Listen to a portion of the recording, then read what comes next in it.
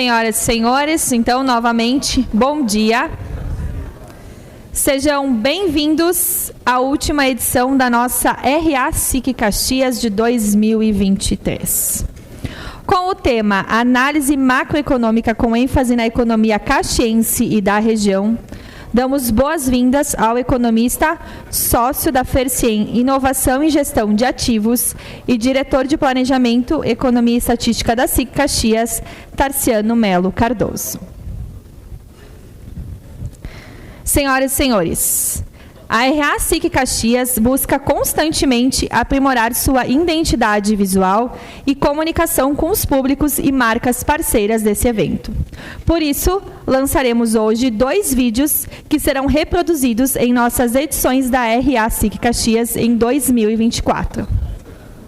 O primeiro que assistiremos será a vinheta de abertura do evento. Confiram o vídeo. O evento já vai começar.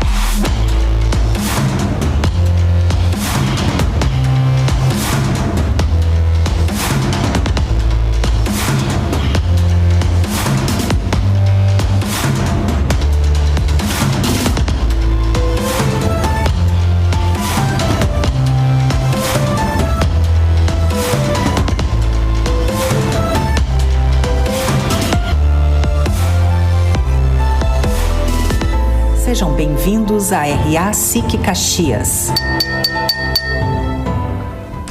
Já o segundo vídeo será com as marcas parceiras, as patrocinadoras e apoiadoras da RA. Confiram o vídeo.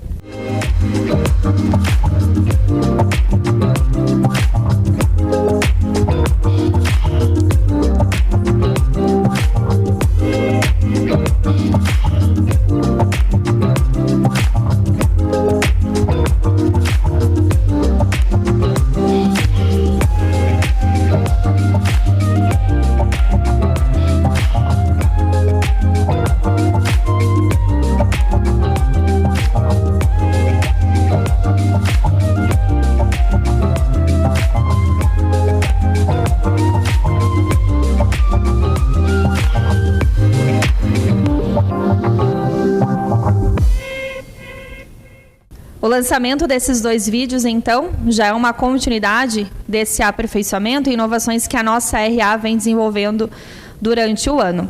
E a partir das edições de 2024, a RA também vai ter uma identidade nova. Então, fiquem atentos às nossas redes sociais, curtam e sigam a SIC para ficarem já sabendo desta novidade. Convidamos para a saudação o presidente da SIC, Celestino Oscar Louro.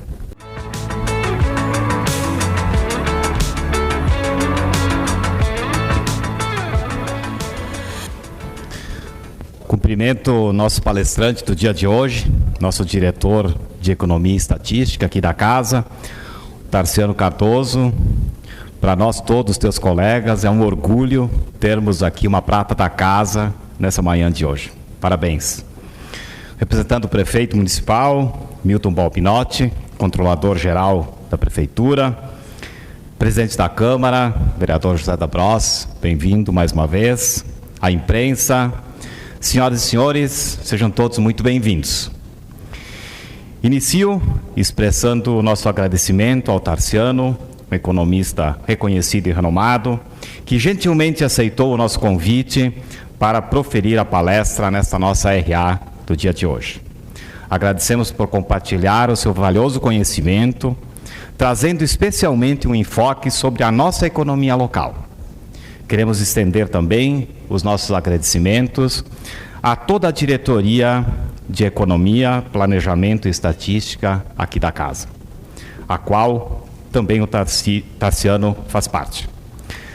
Trabalho esse que contribui significativamente para o desenvolvimento e para o crescimento de toda a nossa comunidade empresarial. Senhoras e senhores, nós também gostaríamos de destacar um grande feito que os nossos jovens empreendedores, os brilhantes estudantes que participaram do programa Mini Empresa da Junior Achievement em Caxias do Sul, tão bem conduzido pela nossa SIC Jovem. Refiro-me ao Colégio Estadual Imigrante, aqui de Caxias do Sul, que participou da competição pelo prêmio de melhor mini empresa do ano. Ocorreu no último dia 30 de novembro, em Buenos Aires. Peço aos estudantes aqui presentes que levantem para receber os nossos calorosos aplausos.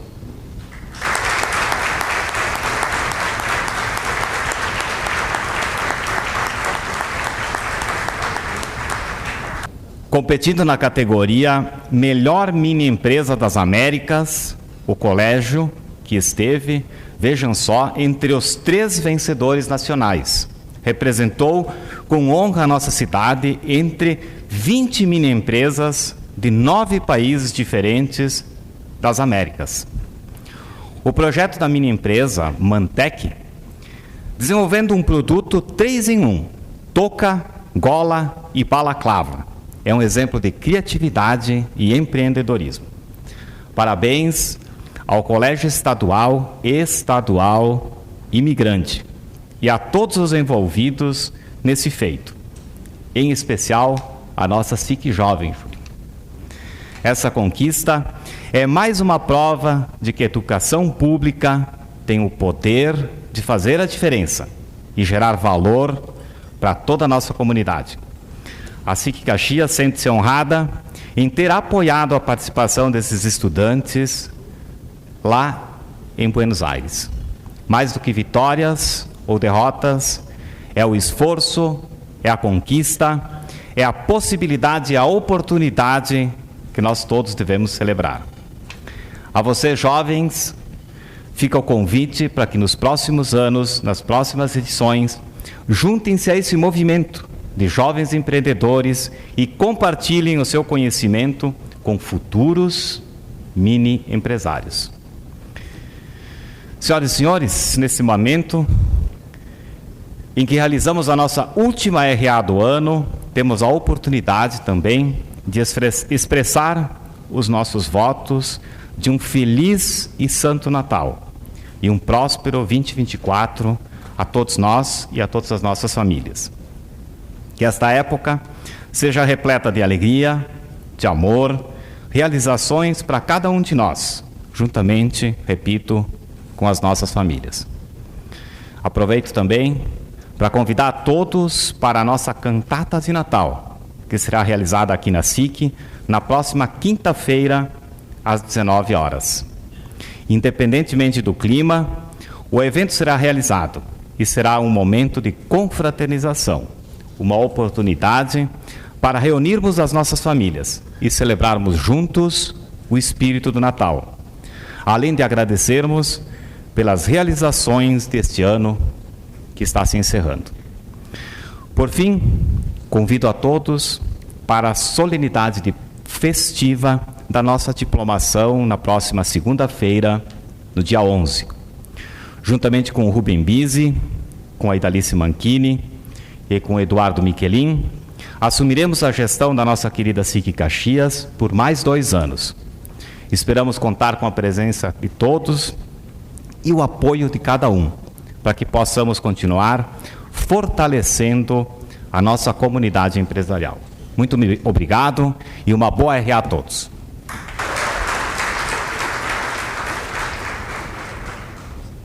Senhoras e senhores, em solenidade realizada no dia 28 de novembro, o empresário Vicente Jeremia recebeu o título de cidadão caxiense. E como forma de homenageá-lo, convidamos para que confiram um vídeo especial. O meu irmão Vicente Jeremia, desejo cumprimentá-lo pelo título de cidadão caxiense. Desde os anos 80, enraizado em Caxias do Sul, foi aonde até junto trabalhamos lá no início.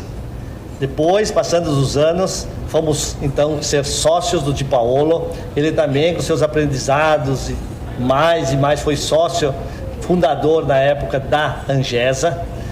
Então, sempre nesses anos, ele se dedicou, ele cresceu, empregou muita gente, deu muito emprego em Caxias do Sul e também desenvolveu muito a economia. Muito merecido esse título de cidadão caxiense. Ele construiu sua família, teve suas 2 filhas, já tem seus 2 netos e continua então muito ativo e dedicado ao bem da comunidade de Caxias do Sul, juntos e também Ele até estudou na Universidade de Caxias do Sul, se formou advogado. Tudo isso fez com que ele também crescesse nessa caminhada que teve em Caxias do Sul. Nós, do Grupo Di Paolo, desejamos muito agradecer e parabenizar, porque nesta casa que temos, principalmente aqui no bairro de Lourdes, foi ele que ajudou muito a idealizar esse projeto, que é um dos melhores projetos do Grupo Di Paolo.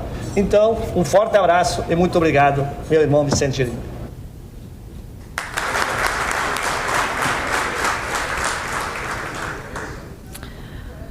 Como forma de reconhecer, né, a trajetória do empresário Vicente Jeremia, a SIC fará a entrega de uma placa. Para esse momento, convidamos ao palco o presidente da SIC Caxias, Celestino Louro, e o homenageado Vicente Jeremia.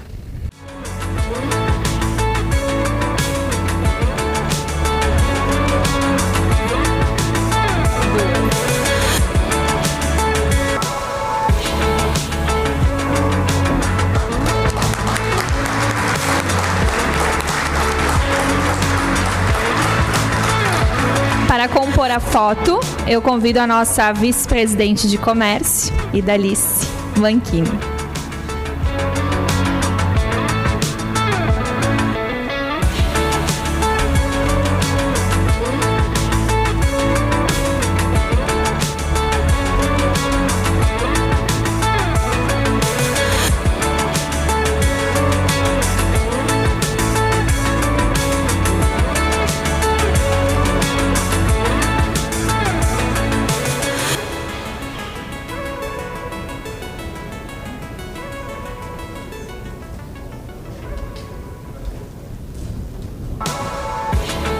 Muito obrigada.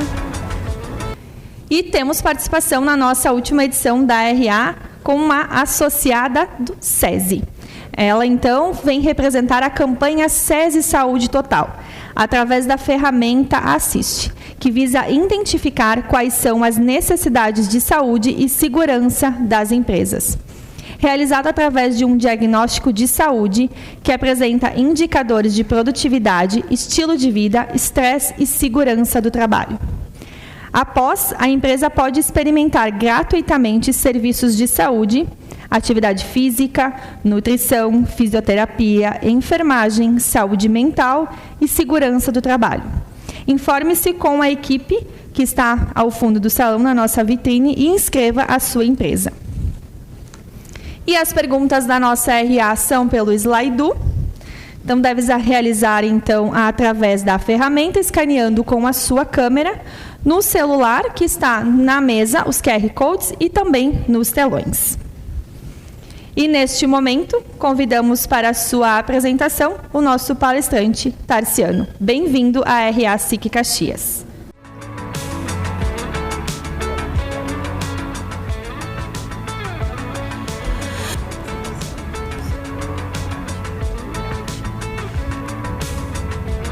Bom, boa tarde a todos. É um prazer estar aqui com os senhores. Agradeço a presença de todos que foram citados no protocolo.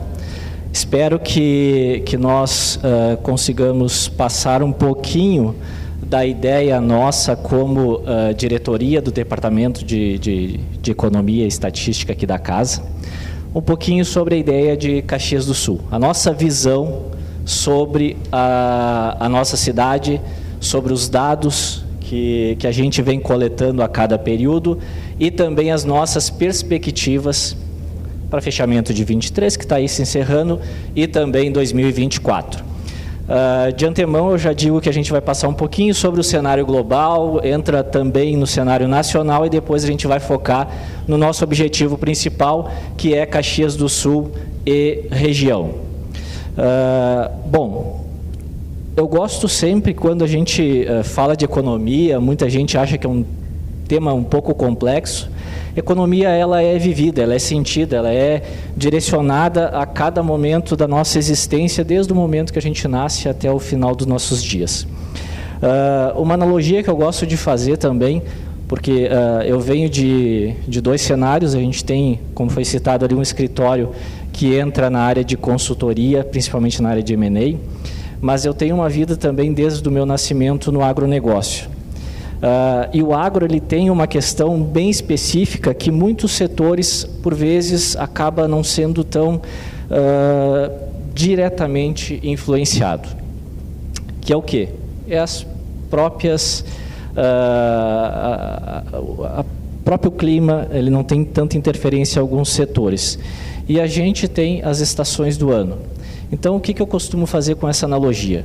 Quando a gente pensa que tem um cenário de crise, um cenário de incertezas, um cenário onde a gente não tem tanta previsibilidade, tem tantas coisas que nos angustiam nos todos os dias, desde o momento que a gente acorda, a gente vê uma estação como se fosse o inverno, onde tudo está em dormência, o frio, vem todas aquelas sensações de angústia nos nossos dias.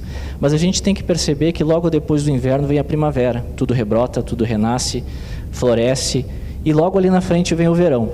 Eu gosto de olhar a economia nesse sentido. Eu duvido alguém aqui que tenha na sua empresa vivido momentos apenas de verão. Tiveram invernos, tiveram outonos, tiveram primaveras e tiveram o verão. Aquele que conseguiu fazer uma reserva, uma colheita boa no verão, quando veio o inverno ele estava preparado. Então, com essa mensagem, a gente segue aqui num panorama mais a nível mundial, um resumo que a gente trouxe dos principais atores que existem na economia mundial, e aqui também comparando com o nosso país, que é o Brasil. É uma perspectiva de fechamento de 23 e também uma previsão de 2024. Tá? Então, a gente tem ali crescimento mundial, expectativa de fechamento em 2023, um PIB em torno de 2,5%, conforme a origem da informação vai ter variação, tá? Isso é normal acontecer, cada um faz as suas expectativas. A gente trouxe os dados aqui do FMI, então é um dado que consolida todos os países do mundo e a gente consegue ter várias métricas dentro de um único cenário, de uma única informação. E para a inflação mundial, 6,4 e 5,1. Trazendo a nível de Europa, então a gente tem algumas informações a mais aqui que a gente consegue analisar. Então, inflação em torno de 4% em 23 e de 3% em 2024. Quando a gente trata de PIB, é esperado aí em torno de 0,7, 0,8, depende muito da informação e do dado que a gente vai analisar e o momento que a gente pega o recorte. Tá? Para 2024, tem uma expectativa de 1,5% e dívida bruta ali em torno de 83, 84% de endividamento lá na Europa. Quanto aos Estados Unidos, que possui aí um motor e um avanço em todas as economias e uma influência bastante significativa, a gente percebe então um crescimento de PIB de 2,1 para 2023 e de 1,5 também para 2024. Tudo expectativa. Dado concreto a gente vai ter mais ali na frente. Dívida bruta, a gente ouviu aí no início, na metade do ano, no início do terceiro trimestre, uma discussão muito grande dentro do Senado americano por questões da dívida, então teve um ajuste bem significativo lá, dados de desemprego de 3,6% e 3,8% e inflação em torno de 2,5%, 3% nos 2 anos. Aí vem um dos principais atores comerciais, principalmente, a gente vai ver lá na frente, pelo lado das importações de Caxias do Sul, que é a China. A China vem a cada ano com seu crescimento, com sua pujança, desbravando aí tudo que se pode esperar em nível de atividade econômica. Inflação em torno de 0,9%, 1,9% para 2024, PIB de 5%, um pouquinho abaixo do que vinha prevendo no histórico, e o ano que vem um crescimento menor também. Muito maior do que o do Brasil, mas menor perante o que eles vinham tracionando nos últimos anos, em torno de 4,16%. A dívida também, pouco acima de 80%, e o desemprego na ordem aí de 5 e alguma coisa, é o que é esperado para a China, tanto em 23 quanto em 24. Por que a gente trouxe a Índia aqui nesse cenário? A Índia vem performando dentro do cenário global como um dos principais países, um dos países que tem uma certa relevância, tanto em termos de população, é o principal país com a quantidade maior de pessoas vivendo em seu país. Vem também performando muito bem na parte de economia, em termos de crescimento de PIB, na ordem de 6%, aí é esperado para eles. A dívida também em torno de 80% e uma inflação em torno de 4% a 5%. A Índia, se a gente observar, ela tem uma questão diferente da China. A Índia ela tem riquezas naturais, que é uma coisa que o Brasil tem também, e a China tem um deserto bastante expressivo lá dentro. Por outro lado, a Índia tem uma questão de desigualdade social bastante expressiva, tá, muito maior do que do Brasil. Tá?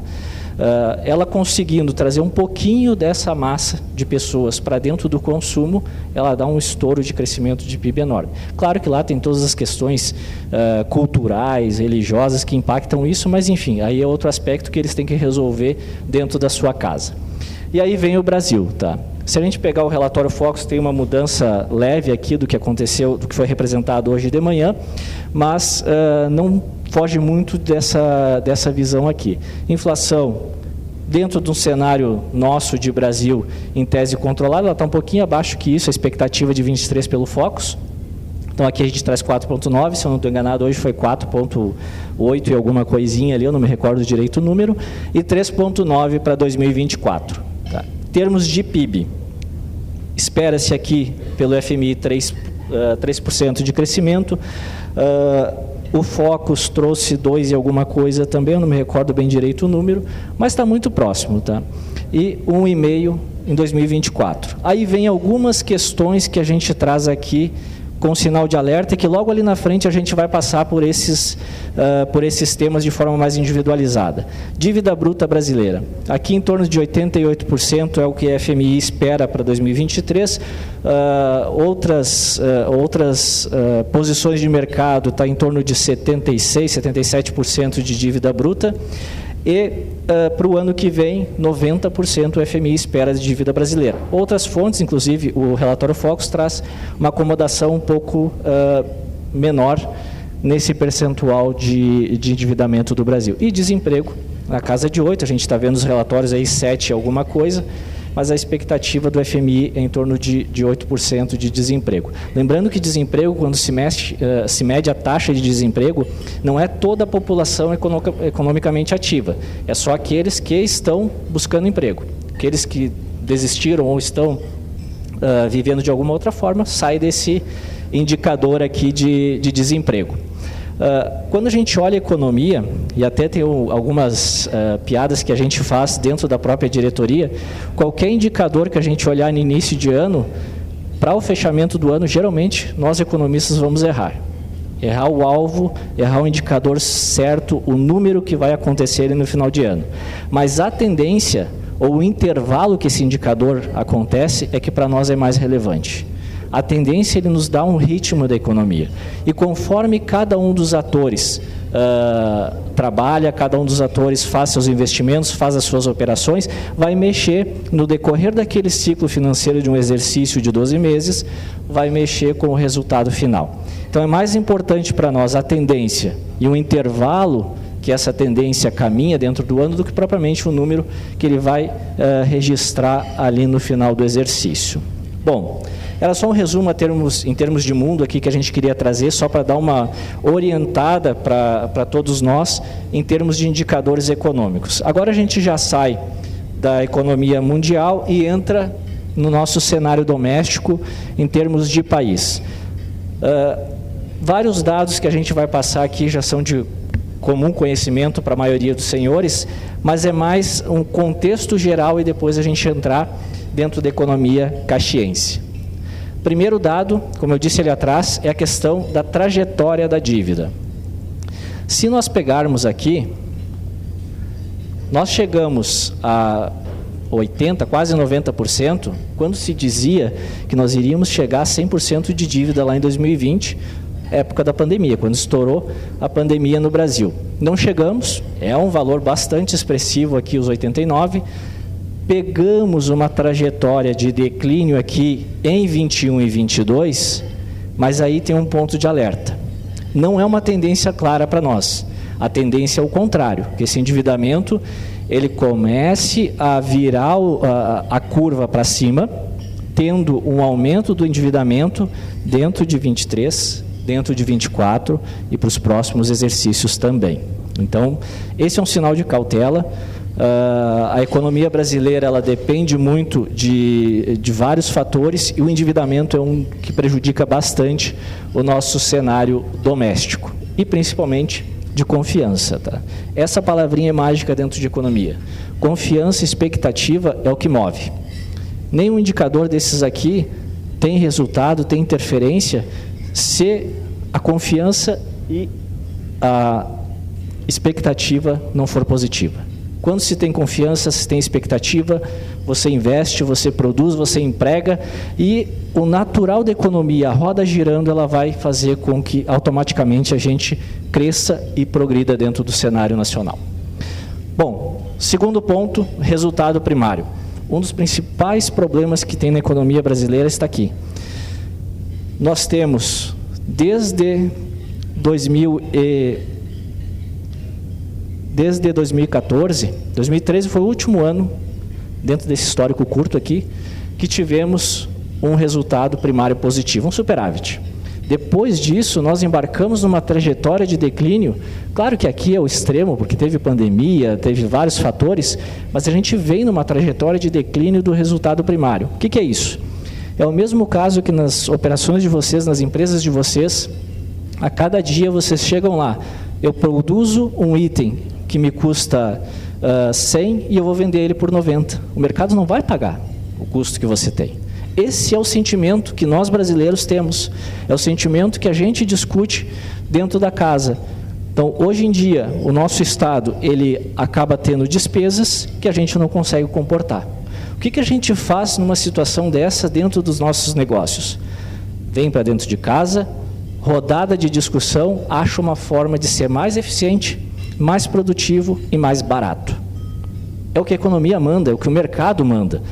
E a gente tem esse cenário aqui.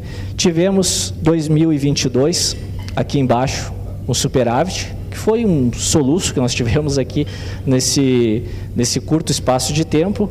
E aqui, pessoal, é onde nos preocupa. 2023, pode o dado mudar um pouquinho também, dependendo da fonte que está fazendo a estimativa, mas se espera um déficit primário na ordem de 170, 180 milhões, dependendo da fonte que faz as estimativas, ele muda um pouquinho. Mas a gente tem essa preocupação, é uma conta que nós todos, como brasileiros, vamos ter que pagar. Saindo do resultado primário, a gente vem para algo que está sendo discutido de forma calorosa, principalmente aí no fechamento do primeiro semestre do ano e em todo o segundo semestre, pela forma que está sendo conduzida, pelas incertezas que estão sendo geradas, mas aqui a gente fala em carga tributária. O que é isso? É todos os tributos que nós arrecadamos em percentual do PIB. Se a gente olhar no histórico, nós temos aqui uma carga tributária que ela ancorou em torno de 2002, 2003, acima de 30%. Chegou nos 33% e ela está praticamente estacionada em todos os anos. 2022 fechou com 33,7%. Esse ano provavelmente não vai ser diferente disso. Quando a gente fala da reforma tributária, e a gente expande esse número aqui, porque isso aqui é a composição de todos os tributos que são arrecadados em qualquer esfera que a gente tenha, seja estadual, federal, municipal, aqui a composição toda a gente chega em 33,7% do PIB. Se a gente pegar a reforma tributária e explodir aqui, ela está tratando em torno de, vamos lá, 12% a 15% desse montante. O resto todo vai continuar, sem mexer, por enquanto. Então, esse é um número que a gente tem. E quando se fala em alíquota, é diferente disso. Aqui é número, é valor arrecadado e não a alíquota que a gente paga de cada imposto. Então, aqui é valor arrecadado versus o PIB, a alíquota é outra história. A gente não sabe quanto que esse montante vai gerar ali na frente, até porque não tem nada definido dentro do texto da reforma. E aí é onde nos preocupa bastante, preocupa os senhores, devido a essa falta de clareza que nós temos hoje com essas informações. Bom, outro item que a gente traz sobre o Brasil aqui é uma trajetória da inflação. Fantasma que muitos dos senhores viveram e participaram durante a sua vida econômica. Eu, na época, era muito pequeno, então me lembro de toda a discussão, de tudo que se falava, mas eu era bastante jovem ainda, então não tinha tanta preocupação desse movimento. Hoje a gente sabe, estudando e analisando o caos que isso gera para dentro da sociedade. Aqui a gente pegou de 96 para frente, tá? Então todo o caos foi antes, foi ali em final dos anos 80, início dos anos 90, que tivemos hiperinflação. Dentro dessa trajetória aqui, nós tivemos alguns anos só de 2 dígitos, foi aqui também e na pandemia. Então, o resto sempre abaixo de 2 dígitos. Essa projeção aqui também é do FMI, então espera ali que a gente tenha uma inflação em torno de 3,9% esse ano, 3% nos próximos anos ali. Tá. Focus traz um pouquinho diferente, mas não muda muito disso. O que interfere aqui diretamente e que pode influenciar para que esse número exploda, aumentando bastante, ou que ele se conserve nesse patamar? A gente tem uma data que ela se traduz dentro do primeiro trimestre do ano de 2024. Quando eu pego os resultados desse primeiro trimestre, ele vai afetar diretamente a confiança e a expectativa. Se o resultado do primeiro trimestre estiver contento, dentro das bases, dentro das premissas, vai performar mais ou menos em linha. Se a gente tiver um descasamento já no primeiro trimestre da economia, talvez tenha um risco ali envolvido para dentro de 2024, que a gente vai ter que estudar e tratar ele da melhor forma possível. Seguindo aqui, nós saímos da economia nacional e chegamos aonde a gente veio aqui propor algo para vocês hoje, que é dentro da economia de Caxias do Sul. Também a nível de indicadores a gente vai tratar, a nível de informação, e lá no final aí a gente tem um panorama também global, nacional e local, a nível de oportunidades e desafios. Primeiro dado, a gente consegue fazer aqui uma cronologia, uma história aqui de PIB comparando Caxias, Rio Grande do Sul e Brasil. Então a gente tem desde lá de 2010, se vocês se recordarem, foi um ano fantástico para a economia nossa, os indicadores todos foram lindos, foram belíssimos em termos de PIB, mas isso tinha alguns percalços. E depois a gente entrou nessa esfera de declínio aqui, ou crescimentos menores, vamos dizer assim. E hoje nós temos aqui um fechamento de 2022 que teve 2,9 para Brasil, 2,7 para Caxias e menos 5 para o Rio Grande do Sul. Aqui só uma ressalva, tá? Até 2020 a gente já tem os dados de PIB pronto, tá? E aí, alguns dados de PIB a gente não tem para Caxias e Estado, então a gente fez... Estado a gente até tem informação, mas Caxias a gente não tem. Então a gente usou o nosso próprio indicador, que é calculado aqui na casa em termos de atividade econômica, e trouxe para dentro do dado aqui. Para 2023, fechamento, 2,8 para o Brasil, 2,5 Rio Grande do Sul, e a economia de Caxias em torno de 4% a 5%, é o que a gente espera de crescimento para Caxias do Sul dentro desse ano de 2023. 24, a nível local, uma incerteza a gente fazer qualquer projeção. Então a gente não teve essa audácia, não teve essa pretensão, trouxemos até 23, que é o dado que a gente espera. Amanhã a gente tem a coletiva de imprensa aqui da SIC, a gente vai divulgar os dados efetivos. Tá? Seguindo aqui, trouxemos a nossa visão como Caxias em termos de comércio internacional. Tá?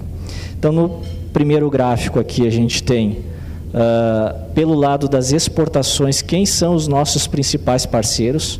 Notem que a gente está nas Américas. Para cá, a gente não tem exportações significativas, podemos ter, mas não significativas, e isso representa em torno de 65% mais ou menos do nosso quadro de exportações estão dentro desses países, como o principal, Estados Unidos, segundo é o Chile, terceiro Argentina, Uruguai e México ali, quarto e quinto. Pelo lado das importações, então nós temos, como eu disse antes, um principal parceiro nosso é a China, vende tudo da China, Itália, Alemanha, Estados Unidos e Japão. Itália e Alemanha são fatores interessantes, porque de lá geralmente vem investimento em parque fabril, em CAPEX, investimento em operações, em expansão de parque fabril. A China vende tudo, vem desde produto de consumo até maquinários, insumos para a indústria, então é uma carteira bastante vasta de produtos que vem do país asiático. Quando a gente pega, então, aqui só um resuminho dos nossos números de Caxias, no acumulado de 12 meses até setembro. Eu não ia esvaziar a coletiva de amanhã, embora a gente já tenha o dado. A gente pegou até setembro. 774 milhões de exportações de Caxias para o mundo e 485 de importações. Lá naqueles anos que a gente viu o PIB alto ali, 2010 por ali, a gente chegou a 1 bi de exportações de Caxias. Foi o auge que a gente teve. Depois entramos numa trajetória de declínio, estacionamos ali nos anos de 2020 e 2021 e voltamos a crescer um pouquinho. Talvez esse ano o fechamento seja um pouquinho abaixo do que foi o ano passado, mas vai ficar muito próximo disso. E aí vem outro problema de Caxias. Morar na Serra não é fácil. Para chegar o produto é caro, para sair o produto é caro também. Então a gente tem alguns fatores que foram ajustados aqui no Rio Grande do Sul e principalmente em Caxias, e teve muito apoio da casa aqui, de outros entes da região, para que isso fosse verdade e virasse parte do nosso contexto. Primeiro deles, uma rodovia que liga 2 oceanos, o Pacífico e o Atlântico. Isso é fantástico, vai passar pela 285, fica muito próximo aqui de Caxias e a gente consegue fazer um fluxo de operações de mercadorias bastante expressivo dentro de Caxias do Sul. Um porto também bem próximo de nós, que está em processo de ser criado, de ser gerado, mas vai acontecer, também bem próximo de nós, barateando bastante o translado de produtos para o mundo e também a vinda de matéria-prima para o Rio Grande do Sul. E o nosso aeroporto, que vai ser aqui em Vila Oliva, também tem esse processo de movimentação turística regional e de produção aqui dentro da nossa região, com todos tentando blindar o problema de clima que nós temos aqui, que a gente, por vezes, ou na maioria das vezes, a gente não consegue pousar ou sair de Caxias, tem que ir até Porto Alegre. Então, isso tende a ser uma solução. Não é para amanhã, não é para o ano que vem, mas no curso dos anos aí a gente vai ter esses aparelhos aqui, esses equipamentos instalados ou na região ou próximos à nossa região. Outro fator que nós temos aqui são as concessões de rodovias que já estão em curso, já estão sendo ajustadas e que vai melhorar muito a nossa rodagem, o nosso translado dentro dos municípios aí do nosso entorno. E por último, um ponto que a gente traz aqui são 2 mapas que em conjunto eles explicam algumas coisas, talvez aqui fica pequeno, mas o que a gente tem aqui? Esse mapa é um mapa histórico, tá? Que ele é um mapa bastante antigo das ferrovias. Cada linha vermelha nesse mapa era uma ferrovia que existia no passado. Aí a gente tem um mapa mais próximo da nossa realidade. Olha o que a gente perdeu de ferrovias dentro do nosso estado. Isso é um custo logístico enorme. A gente tinha uma forma de transportar os nossos produtos dentro do território do Rio Grande do Sul, chegar a matéria-prima de fora, mandar produto acabado para fora em cima de trem. E a gente perdeu isso. Todos os fatores tem questões de engenharia, questões de traçado que mudam. Com certeza isso existe. Não é minha parte, eu não conheço muito de engenharia, mas o custo a gente entende que isso poderia ser um fator que impulsionaria muito mais a nossa região aqui em Caxias do Sul. Dando seguimento aqui, vem um dado que é um alento para nós há bastante tempo. Cada vez que a gente discute dentro da diretoria, vem o dado de emprego. Nós tivemos aqui no passado, lá em 2012, o último ano de incremento de postos de trabalho, aumento do estoque de trabalho, onde chegamos a quase 180 mil postos de trabalho dentro de Caxias. E depois a gente embarcou nessa redução. Lá em 2018, tivemos ali um pequeno incremento, depois 2 quedas, teve pandemia aqui, isso é natural que a gente tivesse redução dos postos de trabalho aqui, porém, esse é o dado que a gente tem agora 20, 22 e 23. Aqui são 18 mil postos de trabalho a mais dentro desses 3 anos que a gente está falando aqui. Isso isso traz dinheiro para dentro de Caxias, traz dinheiro para o comércio, traz melhoria de vida para a população. Então, esse é um dado que a gente olha com bons olhos e olha que é um dado bastante favorável para dentro da nossa economia local. São pessoas empregadas, pessoas trabalhando, pessoas que conseguem oferir com dignidade os recursos para sustentarem as suas vidas, dar estudo, segurança, enfim, tudo o que precisa para dentro das suas famílias. Então, é um dado bastante importante que a gente trata aqui dentro da nossa diretoria, a gente vê com muitos bons olhos, e o Brasil também segue uma atuada bastante positiva nesse sentido. Aí vem um ponto de debate. Aqui são só 2 indicadores, isso aqui vem direto dos dados do governo, tá? É os índices de IDEB do ensino fundamental 1 e do ensino fundamental 2. É a origem de tudo. Quando você tira uma criança que vai chegar no ensino fundamental 2, ela não tem capacidade de escrever, de ler com certa fluência, vamos dizer assim, de interpretar um texto ou um parágrafo que seja, às vezes nem uma frase consegue interpretar de forma digna e não consegue fazer cálculos simples, como que a gente vai conseguir ter uma população com boa capacidade intelectual, que possa desenvolver produtos, que possa pensar nos seus negócios, possa estruturar as suas vidas e dar um destino melhor para dentro da nossa sociedade? Aqui é um comparativo Caxias do Sul e Rio Grande do Sul, tá? Então, nas linhas verdes ali, Rio Grande do Sul, é uma média do estado, tá? Então pega todos os IDEBs dos municípios e faz uma média, e nas colunas azuis, então a gente entra com Caxias do Sul. Caxias sempre vem performando melhor, o que é de se esperar. A gente é uma cidade que tem uma visão um pouquinho diferente sobre o estudo, embora não seja a melhor. A gente acha que tem muita coisa para mudar e melhorar, e tem que melhorar bastante, mas se olhar pela média do estado, a gente está um pouquinho melhor do que o nosso estado. E no Fundamental 2, que daí a gente pega nos anos finais ali do ensino fundamental e preparação para o ensino médio, também os indicadores são mais expressivos e melhores do que a gente pode observar pela média do estado do Rio Grande do Sul. Bom, aí vem o ponto principal da nossa conversa hoje, que é um bate-papo, não uma palestra. É uma visão sobre desafios e oportunidades. É aquilo que a gente vem discutindo há anos dentro do Departamento de Economia e Estatística, há anos nessa casa, nas suas empresas, na casa de cada um. Praticamente são todos os mesmos fatores que nós discutimos. Só que a gente traz um complemento, uma visão adicional a cada um desses temas. Então, em termos de Caxias do Sul, vamos começar pela nossa casa, depois a gente vai para país e para os desafios globais também. Custo logístico. A gente viu ali atrás, num outro slide, perdemos ferrovias, temos problemas para chegar e sair através de um transporte aéreo daqui da nossa região. Porto fica longe. Nós temos o Porto de Rio Grande ali, que tem algumas questões de transporte que impactam bastante a chegada de matéria-prima e também o escoar de uma produção aqui da nossa região. Para isso, tem alguns remédios que foram colocados.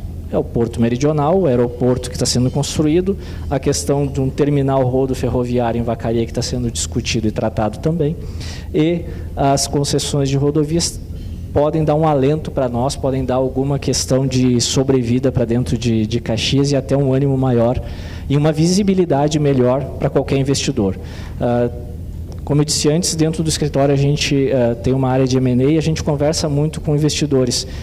Os pontos geralmente que eles tratam, principalmente investidor de fora que não conhece a região aqui, não conhece o Brasil, eles olham muito as questões de transporte da sua mercadoria, do seu produto e da matéria-prima, questões tributárias, que isso impacta o Brasil todo, e a questão de insegurança. Ou seja, é confiança pura. O que eles esperam é isso, achar fundamentos para que possam confiar naquela região e trazer os recursos financeiros para trazer suas fábricas para cá, comprarem fábricas aqui ou até expandirem alguma indústria, algum negócio que exista aqui na região.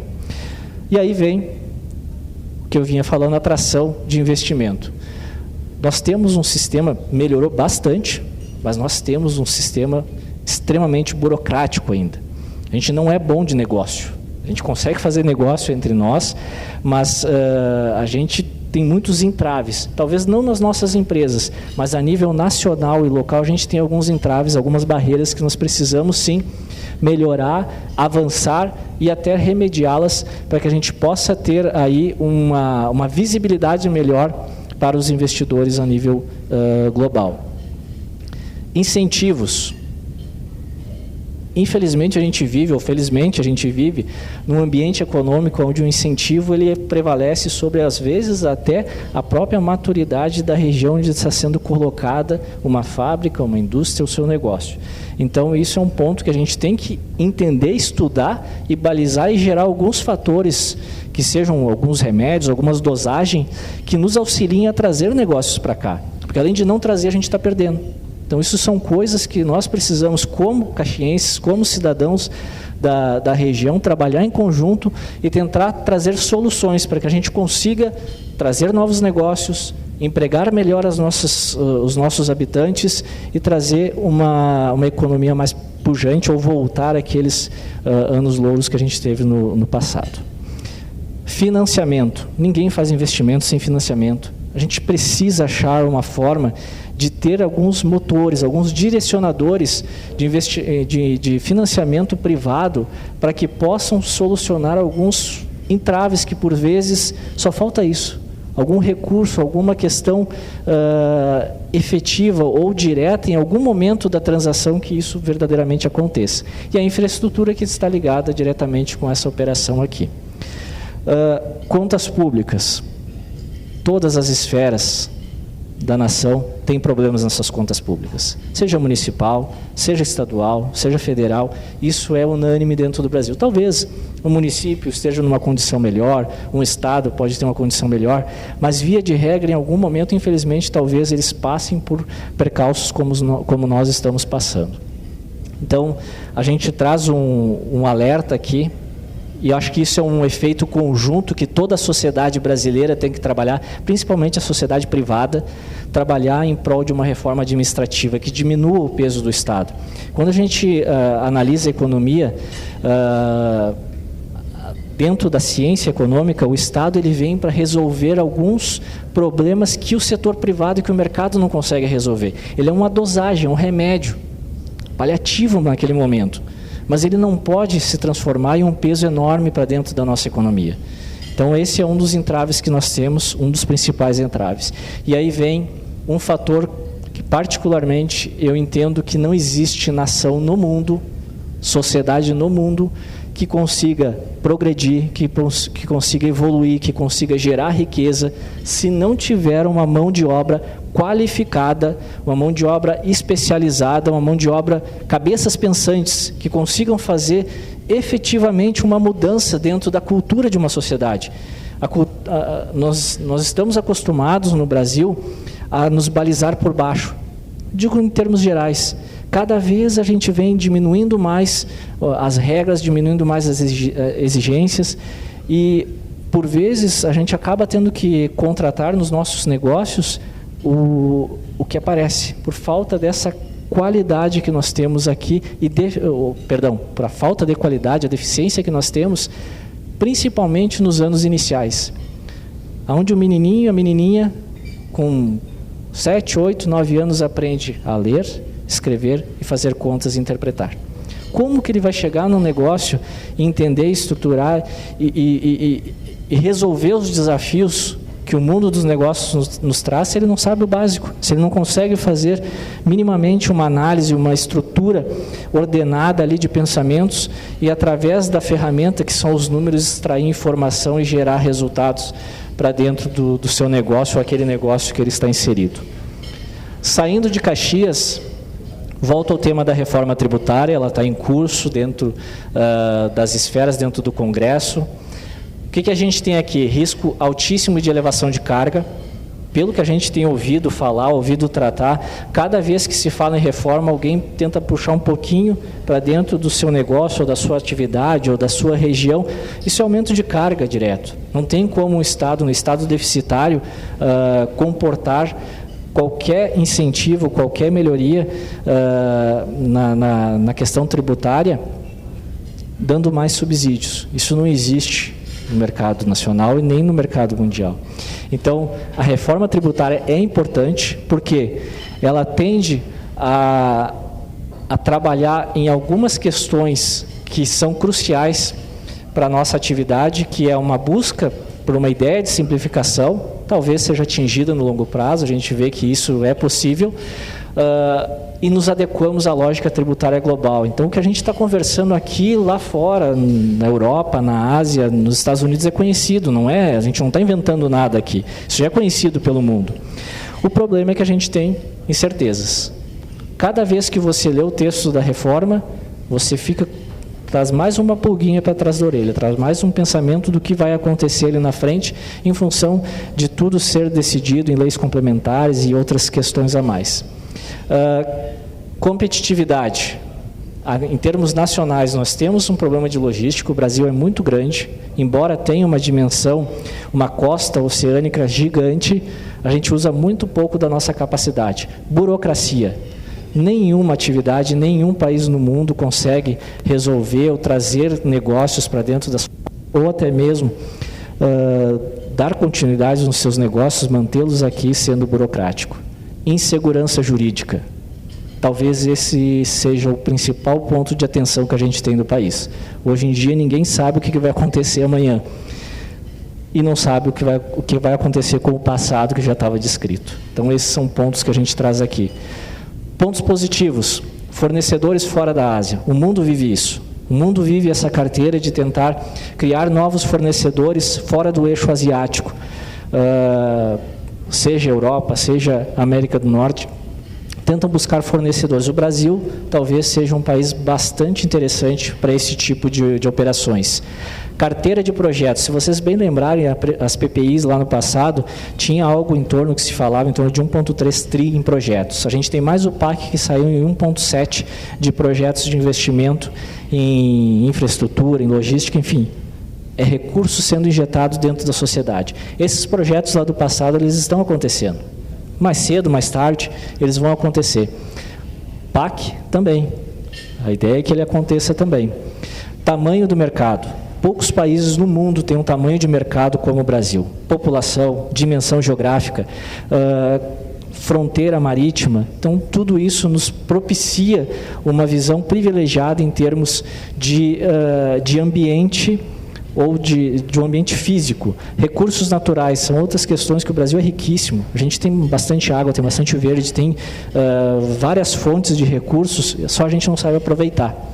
Então, dentro dos fatores e oportunidades e desafios em termos de competitividade, esses são alguns pontos que a gente traz aqui em termos nacional. Contas públicas, já falamos bastante, veio o arcabouço fiscal, a gente não vê dentro do curto prazo aí para 2024 um atingimento daquela meta de déficit zero. Se nós olharmos o Focus de hoje, se eu não estou enganado, ele está negativo em 0,76, se eu não estou enganado, posso estar enganado, tá?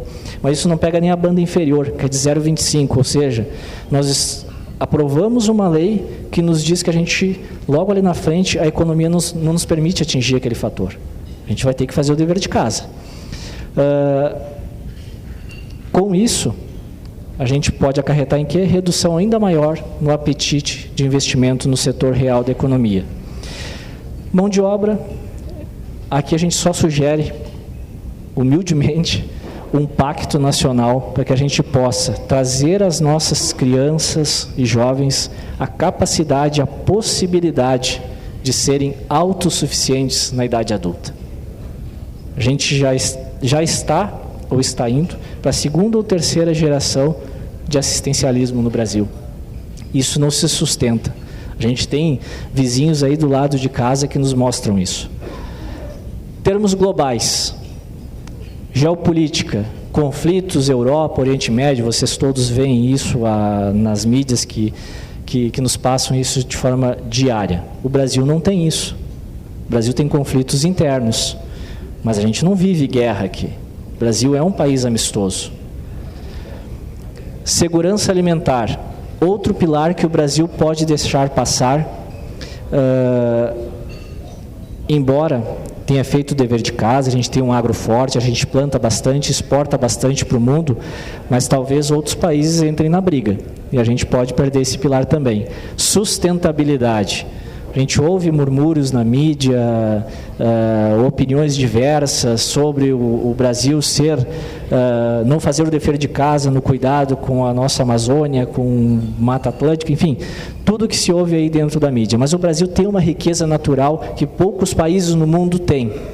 Riqueza de água, possibilidade de geração de energia, embora, a gente sabe, o Brasil ainda é um país bastante poluente na forma de usar a sua energia, na forma de usar os seus fatores de produção. Mas, enfim, isso é um trabalho de casa que a gente tem que fazer, mudou bastante, tem uma agenda bastante expressiva quando se fala de ESG, a maioria das empresas adotaram isso, o governo tem adotado isso, então é uma pauta que está na mesa, a gente só não pode engessar demais para que os nossos negócios não aconteçam. Quando se fala de ESG, não é só no ambiental. A gente tem que pensar no social também e nas regulações dentro dos nossos negócios. Questões sanitárias. Não tem como segurança alimentar se nós não tivermos o cuidado com as questões sanitárias. A gente tem uma boa estrutura, quando se fala aqui, principalmente nas cadeias de fornecimento de proteína animal, a gente tem uma certa regulação bem expressiva, são poucos os lugares do mundo que tem uma regulação assim. Então, nesse fator, eu acredito que a gente está bem posicionado na questão alimentar, envolvendo as questões sanitárias. Concorrências e parcerias comerciais. Esse é um ponto de atenção que a gente traz. Até onde chegará a Índia é uma expressão que a gente busca discutir e pensar a cada momento. A Índia vem crescendo de forma expressiva, a Índia tem recursos naturais e ela pode, talvez, além de alimentar a sua população, quem sabe, pegar uma fatia do mercado brasileiro dentro desse universo. E por quanto tempo nós teremos a China como principal parceiro comercial? Não somos contra a China, só a gente não pode ter dependência de um só cliente. Isso é nas nossas empresas e também a nível nacional. Por último, a gente chega aqui na questão de juros e inflação. Uma coisa está amarrada à outra. A inflação, ela acontece por alguns desequilíbrios de mercado. Quando você tem desequilíbrio, seja na parte demandante ou na parte ofertante, a inflação ela vai aparecer, isso é natural. Se nós pensarmos de forma bem nos primórdios da nossa existência como economia, podemos chegar a dizer que a inflação não deveria existir. Se todos estão consumindo aquilo que é produzido, a inflação não existiria. Não tem por que eu fazer isso. Alguém gerou um desequilíbrio em um certo momento e esse desequilíbrio nos acompanha em todos os períodos da nossa existência. E os juros é bastante alto no Brasil, com certeza é. Ele acaba inibindo muitos negócios, muitos investimentos, também é uma certeza que a gente tem. Mas não adianta a gente tentar baixar juros na marra, na caneta. Ele precisa ter fundamento econômico, fundamento financeiro. Quando se tem uma inflação sendo controlada, ele abre janelas para que a gente possa reduzir os juros. Isso é uma verdade. Os tripés econômicos trazem esse fundamento. Mas não adianta a gente reduzir a inflação e aumentar a desconfiança dentro do cenário nacional. Aumentar a desconfiança dentro daquele número que nós vimos lá atrás, de expectativa de déficit para esse ano e também de um arcabouço fiscal que chega com uma banda inferior que as projeções dizem que não vão chegar nesse patamar. Isso gera desconfiança, isso gera uma expectativa fragilizada e acaba, por vezes, podendo até restringir que os juros caiam a patamares aceitáveis para dentro dos nossos negócios. Quando eu fiz aquela analogia lá no início, sobre as estações do ano, é porque aqui no final a gente ia ver desafios e oportunidades. É natural que nós tenhamos em nossos negócios momentos bons e momentos ruins. Isso é natural, é na vida, é nos negócios, é no dia a dia de cada sociedade. A gente vive um momento de incerteza no mundo, vive incertezas no nosso país, vive incertezas no Rio Grande do Sul e vive incertezas aqui dentro de Caxias do Sul. Mas a gente precisa pensar que os nossos negócios precisam evoluir, que a gente precisa investir cada vez mais dentro das nossas atividades. Seria prerrogativa do órgão público, dentro da nossa concepção de nação, que a educação ela fosse provida pelo Estado. Mas se o Estado não está conseguindo entregar aquela matéria-prima, aquelas cabeças pensantes para dentro dos nossos negócios, nós, como sociedade privada, precisamos nos envolver e tentar achar uma solução em conjunto com o Estado para que, num futuro, quem sabe, em torno de 5, 10 anos, 15 anos, nós consigamos trazer para dentro dos negócios uma população extremamente ativa, uma população que tem vontade de crescer, de progredir, deixar essa vertente que nós temos do assistencialismo hoje dentro da nossa nação e, através da dignidade do trabalho, a gente consiga, sim, trazer crescimento sustentável para dentro do nosso país, do nosso estado e da nossa região aqui de Caxias do Sul. Por vezes a gente se desanima com alguns indicadores que aparecem, mas eu vivi uma experiência um tempo atrás que me chamou bastante atenção. E às vezes a ingenuidade de uma criança ou até a forma transparente que ele se expressa nos traz um motivo. Isso foi em 2017, 18, uma criança de 5 anos chegou para mim e me disse que quando ele fosse adulto, que ele queria ser presidente do nosso país. Isso então nos traz uma visão de que tem futuro ali na frente. Se uma criança consegue enxergar isso com a simplicidade da vida, que ele observa cada coisa, por que nós adultos, que estudamos, que vivemos tantas experiências, não conseguimos ter a mesma vontade de fazer o nosso país mudar, da nossa região mudar, do nosso estado progredir? Então essa era a mensagem final que eu queria deixar, da cabeça de uma criança de 5 anos que deseja o seu país melhor e que ele pode fazer algo por ela. É isso, pessoal. Obrigado. Agradeço a nossa diretoria que está aqui sentada na frente. O Alexander Messias, o seu Astro não pôde estar presente aqui hoje por questões de saúde. O Juarez Pitinini teve uma viagem também. O Marcos está aqui conosco e a Maria Carolina, que foi minha professora em termos de faculdade, agora é colega e uma mentora na área de economia para mim. Obrigado pela paciência e pela presença de vocês em nos escutar aqui hoje.